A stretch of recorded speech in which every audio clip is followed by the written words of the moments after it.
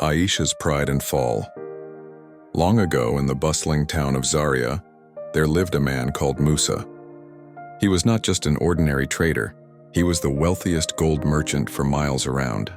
From Kano to Timbuktu, his name carried weight.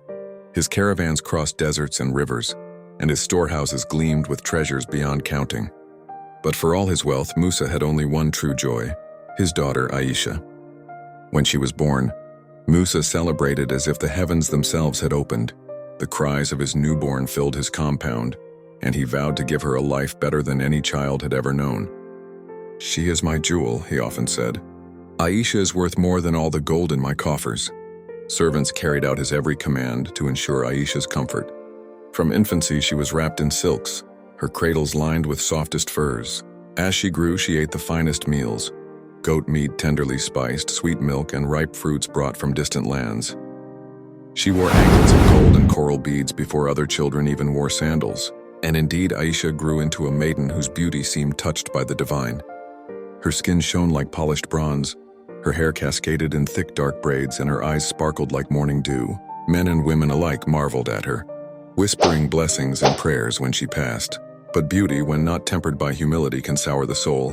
Because her father never denied her anything, Aisha grew arrogant. Servants feared her voice more than they feared the whip.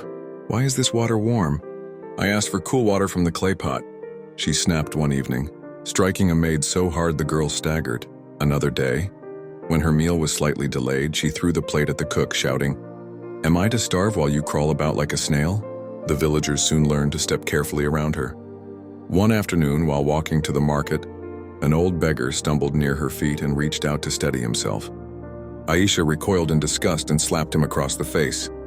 "Keep your filthy hands off me," she hissed as the poor man tumbled to the ground. On another day at the stream, a pregnant woman drawing water accidentally splashed her wrapper. Aisha's eyes flared with rage. "You dare stain me?"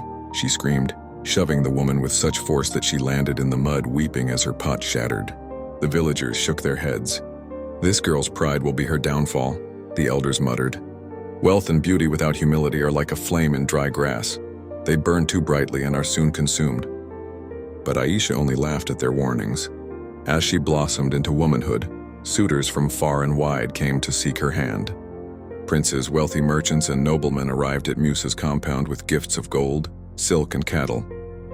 Each believed they would win the jewel of Zaria. One nobleman bowed deeply. "Fair Aisha, I bring 20 camels laden with spices and cloth from distant lands. Be my wife, and together we will rule with wealth and honor." Aisha sneered. "Your beard is scraggly like a goat's tail. I will not waste my beauty on you." Another, a humble scholar, came with little more than a heart full of devotion. "Daughter of Musa, marry me. I cannot give you gold, but I will give you knowledge, love, and peace of soul." Aisha laughed so loudly that the courtyard echoed. "You? Your sandals are worth less than the oil in my hair. Leave before I shame you further." Suitor after suitor left humiliated. Mr. Musa's heart grew heavy. Though proud of her beauty, he worried about her pride. Yet he could not bear to scold her harshly. She was his only child, the apple of his eye, and he prayed time would humble her. But instead, her arrogance grew. "I will not marry just any man," she boasted to her friends.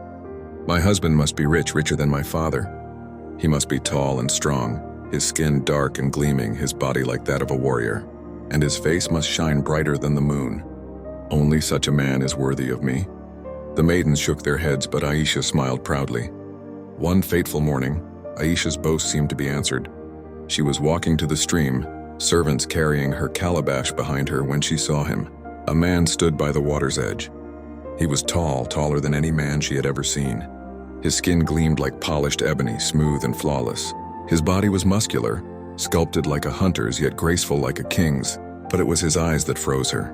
Their piercing blue, so rare in her land, shone like sapphires, as if they could see into her soul. The man bowed slightly. "Greetings, fair maiden. I am Adam. Watch out for part 2. Please subscribe to my channel, like, share, and comment. Thank you."